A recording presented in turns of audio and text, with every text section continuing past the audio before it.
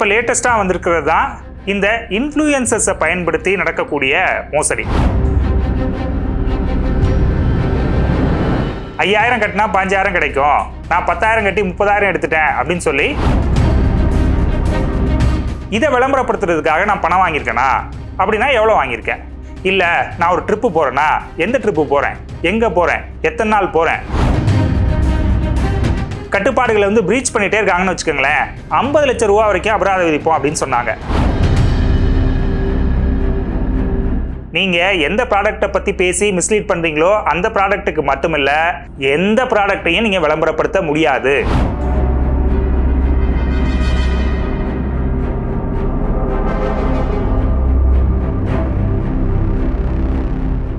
Reflect நேயர்களுக்கு வணக்கம். கொஞ்சம் வருஷம் முன்னாடிலாம் இந்த சீட்டு கம்பெனி மோசடி தமிழ்நாட்டில் நிறைய நடந்தது, அங்கங்கே நடந்தது, அதிகமாக நடந்தது.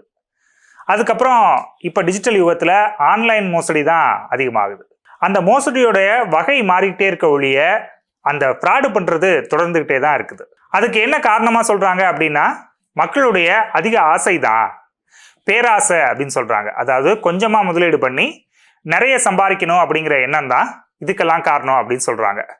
சரி, இந்த பேராசை ஒரு பக்கம் இருக்கட்டும், அந்த பேராசையை பயன்படுத்திட்டு ஏமாத்துறது எவ்வளோ பெரிய அயோக்கியத்தனம், அதை நிறைய பேர் செஞ்சுட்டு இருக்காங்க. அதில் இப்போ லேட்டஸ்ட்டாக வந்திருக்கிறது தான் இந்த இன்ஃப்ளூயன்சர்ஸை பயன்படுத்தி நடக்கக்கூடிய மோசடி. அதாவது இப்போ நம்ம இன்ஸ்டாகிராம்லேயோ ஃபேஸ்புக்லேயோ யூடியூப்லேயோ பார்க்கும்போது நிறைய வீடியோஸ் வரும் இன்ஃப்ளூயன்சர்ஸ் பேசுகிற மாதிரி. நீங்கள் வீட்டிலேருந்தே நிறைய சம்பாதிக்கணுமா, இந்த அக்கௌண்ட்டுக்கு போய் டைரக்ட் மெசேஜ் பண்ணுங்க, அவங்க அதிகமான டீட்டெயில்ஸ் எல்லாம் உங்களுக்கு கொடுப்பாங்க, 5000 கட்டினா 5000 கிடைக்கும், நான் 10,000 கட்டி 30,000 எடுத்துட்டேன் அப்படின்னு சொல்லி பல மெசேஜ்களை நம்மளால வந்து இன்ஸ்டாகிராம்லையும் யூடியூப்லையும் ஃபேஸ்புக்லையும் பார்க்க முடியுது. இதை நம்பி போய் பணம் கட்டின பலர் ஏமாந்துருக்காங்க. அது சம்பந்தமான புகாரெல்லாம் இப்போ சைபர் கிரைம்ல கொடுக்கப்பட்டுட்டு வருது. அவங்க அதை விசாரிச்சுட்டு இருக்காங்க. சரி, இப்போ இந்த இன்ஃப்ளூயன்சர்னு சொல்றோம்ல, யார் இவங்க?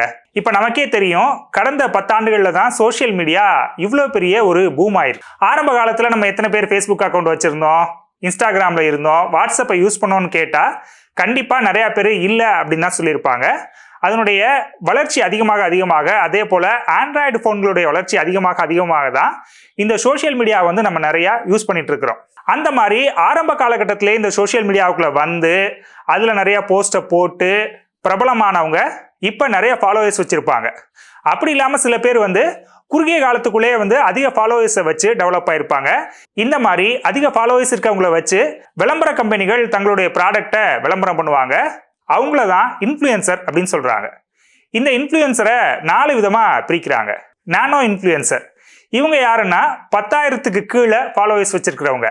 அடுத்தது மைக்ரோ இன்ஃப்ளூயன்சர், இவங்க யாருன்னா 10,000லேருந்து 1 லட்சம் வரைக்கும் ஃபாலோவர்ஸ் வச்சுருக்கிறவங்க. அடுத்தது மேக்ரோ இன்ஃப்ளூயன்சர், இவங்க யாருன்னா 1 லட்சத்துலேருந்து 10 லட்சம் வரைக்கும் ஃபாலோவர்ஸ் வச்சுருக்கிறவங்க. 4வது வந்து மெகா இன்ஃப்ளூயன்சர், இவங்க 10 லட்சத்துக்கு மேலே ஃபாலோவர்ஸ் வச்சுருப்பாங்க. இவங்களை பயன்படுத்தி தயாரிப்பு நிறுவனங்களாகட்டும் அல்லது வந்து விளம்பர ஏஜென்சிகளாகட்டும் தங்களுடைய ப்ராடக்ட்டுகளை விளம்பரப்படுத்துகிறாங்க. அந்த மாதிரி சோப்பு, சீப்பு, ஷாம்புல ஆரம்பித்து இந்த ஸ்கேம், அதாவது மோசடி வரைக்கும் இப்போ வந்து நிற்கிது. இந்த மாதிரி மோசடிகளை தடுக்கிறதுக்காக கடந்த ஆண்டு, அதாவது 2023 ஜனவரியில் மத்திய அரசு இன்ஃப்ளூயன்சர்ஸுக்கு சில கட்டுப்பாடுகளை கொண்டு வந்தாங்க. ஏன் இந்த கட்டுப்பாடு அவசியமா இருக்கு? ரொம்ப காலமாக தானே இன்ஃப்ளூயன்சர்ஸ் வந்து விளம்பரம் பண்ணிட்டு இருக்கிறாங்க. அப்போ 2023 எதுக்கு கட்டுப்பாடு கொண்டு வரணும் அப்படின்னு பார்த்தோம்னா, 2022ஆம் ஆண்டு கணக்கெடுப்பின்படி இந்த விளம்பரங்கள் மூலமா விற்கக்கூடிய பொருட்களோட மதிப்பு 1275 கோடி அப்படின்னு கணக்கு பண்ணியிருக்கிறாங்க. இது 2025ஆவது ஆண்டுக்குள்ள, அதாவது அடுத்த வருஷத்துக்குள்ள 2800 கோடியை எட்டும் அப்படின்னு சொல்லி மத்திய அரசு கணிச்சிருக்கிறாங்க. ஸோ இவ்வளோ லார்ஜரா ஒரு வர்த்தகம் நடக்கக்கூடிய இடத்துல கட்டுப்பாடுகள் வந்து ரொம்ப அவசியமா தேவைதானே. அதனால போன வருஷமே இந்த இன்ஃப்ளூயன்சர்ஸ்க்கு நிறைய கட்டுப்பாடுகளை மத்திய அரசு கொண்டு வந்தாங்க. அது என்ன அப்படின்னு பார்த்தோம்னா, இப்போ ஒரு இன்ஃப்ளூயன்சர், இப்போ நான் ஒரு இன்ஃப்ளூயன்சர்னு வச்சுக்கோங்களேன், நான் ஒரு ப்ராடக்டை வந்து விளம்பரம் பண்ணுறேன் அப்படின்னா, ஒரு ஷாம்புவாக இருக்கலாம் அல்லது ஒரு சோப்பாக இருக்கலாம், எதா வேணா இருக்கலாம், அதை நான் விளம்பரம் பண்ணுறேன் அப்படின்னா அதனுடைய பயன்பாடை பற்றி நான் தெரிஞ்சிருக்கணும், அதை நான் யூஸ் பண்ணியிருக்கணும், ஏதாவது சைட் எஃபெக்ட்ஸ் வருதான்னு நான் பார்த்துருக்கணும். சும்மா மொட்டையா இந்த பாருங்க இந்த சோப்பை பார்த்தீங்களா, இந்த சோப்பை நீங்கள் யூஸ் பண்ணீங்கன்னா பருவெல்லாம் போயிடும், அப்படியே முகம் பொலிவாயிரும் அப்படிலாம் நான் சொல்ல முடியாது. கண்டிப்பாக அதை பயன்படுத்தி பார்த்து அதில் ஏதாவது சைட் எஃபெக்ட்ஸ் வருதா அப்படின்னு நான் தெரிஞ்சுக்கிட்டு தான் உங்களுக்கு சொல்லணும் அப்படிங்கிறது ரொம்ப முக்கியமான கட்டுப்பாடு. அடுத்தது பார்த்தோம் அப்படின்னா, இதை விளம்பரப்படுத்துறதுக்காக நான் பணம் வாங்கியிருக்கேனா அப்படின்னா எவ்வளோ வாங்கியிருக்கேன். இல்லை நான் ஒரு ட்ரிப்பு போகிறேன்னா எந்த ட்ரிப்பு போகிறேன், எங்கே போகிறேன், எத்தனை நாள் போகிறேன், அதுக்கு எவ்வளோ செலவாகும். இல்லை ஏதாவது கிஃப்ட் வாங்கியிருக்கேனா, என்ன கிஃப்ட்டு, அதோட மதிப்பு எவ்வளோ, அது எனக்கு எப்போ கொடுத்தாங்க, இந்த மாதிரி எல்லா டீட்டெயிலையும் வீடியோவில் சொல்லணும். போஸ்ட் போட்டாலும், அதாவது ஃபோட்டோவை போஸ்ட் போட்டால் கூட அதுலேயும் சொல்லணும். சும்மா சொல்லக்கூடாது, எழுத்து வடிவில் சொல்லணும். நான் இவ்வளோ வாங்கியிருக்கேன், இதை நான் விளம்பரத்துக்காக தான் செய்கிறேன் அப்படிங்கிறத ரொம்ப ரொம்ப கண்டிப்பாக சொல்லணும் அப்படின்னு சொல்லி ஒரு கட்டுப்பாடை விதிச்சாங்க. சரி, எல்லாத்துக்கும் தாங்க கட்டுப்பாடு இருக்கு, அதை மீறி எல்லாமே நடந்துட்டு தானே இருக்கு அப்படின்னு நீங்க கேட்கலாம். இந்த மாதிரி மீறினா என்னெல்லாம் தண்டனை கொடுப்போம் அப்படிங்கிறதையும் போன வருஷமே மத்திய அரசாங்கம் சொல்லிட்டாங்க. கட்டுப்பாடுகளை மீறக்கூடிய விளம்பரதாரர், அதாவது ஏஜென்சி, அப்புறம் அந்த ப்ராடக்டை உற்பத்தி பண்ண நிறுவனம், அப்புறம் இன்ஃப்ளூயன்சர், இவங்க 3 பேருக்கும் 10 லட்சம் ரூபா வரைக்கும் அபராதம் விதிக்கப்படும் அப்படின்னு சொல்லியிருந்தாங்க. இது ஒரு வாட்டி பண்ணாதான். தொடர்ந்து இந்த கட்டுப்பாடுகளை பிரீச் பண்ணிட்டே இருக்காங்கன்னு வச்சுக்கோங்களேன், 50 லட்சம் ரூபா வரைக்கும் அபராதம் விதிப்போம் அப்படின்னு சொன்னாங்க. இப்ப நம்ம 3வதா சொல்லக்கூடிய இந்த தண்டனை தான் ரொம்ப ரொம்ப முக்கியமானது.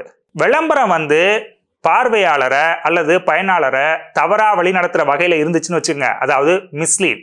இந்த மிஸ்லீடை பத்தி தான் நம்ம இப்ப பேசிட்டு இருக்கிறோம். அதாவது நீங்க 5000 போடுங்க உங்களுக்கு 15,000 கிடைச்சிரும், 15,000 போடுங்க 1,50,000 லட்சம் கிடைச்சிரும், இப்படி எல்லாம் மிஸ்லீட் பண்றாங்க இல்லையா, தவறா வழி நடத்துறது. இந்த மாதிரி தவறா வழி நடத்துறவங்களுக்கு ஓராண்டிலிருந்து 3 ஆண்டுகள் வரைக்கும் விளம்பரங்கள் செய்ய தடை விதிக்கப்படும். நீங்க எந்த ப்ராடக்டை பத்தி பேசி மிஸ்லீட் பண்றீங்களோ அந்த ப்ராடக்ட்டுக்கு மட்டுமில்ல, எந்த ப்ராடக்டையும் நீங்க விளம்பரப்படுத்த முடியாது. 3 ஆண்டுகள் இன்ஃப்ளூயன்சருக்கு தடை விதிக்கப்படும். என்னதான் இவ்வளோ கட்டுப்பாடுகள் இருந்தாலும் சோசியல் மீடியாவில் இன்ஃப்ளூயன்சர்ஸை வச்சு ஃபினான்ஷியல் ஸ்கேம் நடந்துட்டு தான் இருக்கு. அதுக்கு உதாரணமாக தான் நான் சில விஷயங்களை இந்த வீடியோட ஆரம்பத்திலே சொன்னேன். இப்போ கொஞ்ச நாள் முன்னாடி பார்த்தோம்னா சோசியல் மீடியாவில் ரொம்ப ரொம்ப ஒரு முக்கியமான இன்ஃப்ளூயன்சர் அப்படின்னு பார்த்தோம்னா அமலா சாஜி அப்படின்னு ஒருத்தங்க இருக்கிறாங்க. அவங்க ஒரு போஸ்ட் போட்டாங்க. இந்த மாதிரி இவங்களுக்கு டைரக்ட் மெசேஜ் பண்ணுங்க, அனன்யா அவங்க பேரு.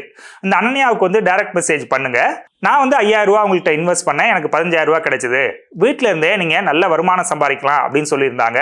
அது இப்ப ஸ்கேம் அப்படின்னு ரிப்போர்ட் ஆயிருக்கு. இதே விளம்பரத்தை இன்னொரு நடிகையும் ஐஸ்வர்யா மேனன் அப்படிங்கிறவங்களும் தன்னுடைய பேஜ்ல இதை போட்டிருந்தாங்க. அதுவும் இப்ப ஸ்கேம்னு ரிப்போர்ட் ஆயிருக்கு. மேலும் பலரும் கூட இந்த விளம்பரத்தை விளம்பரப்படுத்தி இருக்கிறாங்க. அதை நம்பி நிறைய பேர், கிட்டத்தட்ட ஆயிரக்கணக்கானவங்க முதலீடு செஞ்சு இப்ப பணத்தை இழந்துட்டு நிக்கிறாங்க.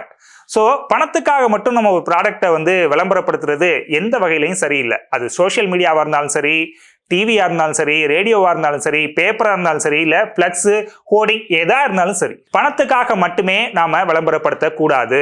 இதைத்தான் இம்சை அரசன் 23ஆம் புலிகேசி படத்துல ஒரு காமெடியாவே வச்சிருப்பாங்க. அந்த காலத்துல மல்யுத்த வீரர்களையும் விளையாட்டு வீரர்களையும் வச்சுக்கிட்டு விளம்பரப்படுத்துறாங்க, தரமில்லாத பொருட்களை விற்கிறாங்கன்னு காமெடியாவே வச்சிருந்தாங்க. அதை பார்த்து நம்ம எல்லாருமே விழுந்து விழுந்து சிரிச்சிருப்போம். அட கொஞ்சமாவது சிரிச்சிருப்போங்க. சிரிச்சிட்டா மட்டும் போதுமா?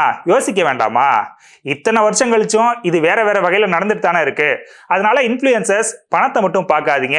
தயவு செஞ்சு நம்மளால யாரும் ஏமாறக்கூடாது அப்படிங்கிற பொறுப்பு நமக்கு இருக்கணும். அதே போல விளம்பரதாரர் நிறுவனங்களுக்கும் அந்த பொறுப்பு இருக்கணும். மீண்டும் மற்றொரு காணொலியில் சந்திக்கலாம் நேயர்களே. நன்றி, வணக்கம்.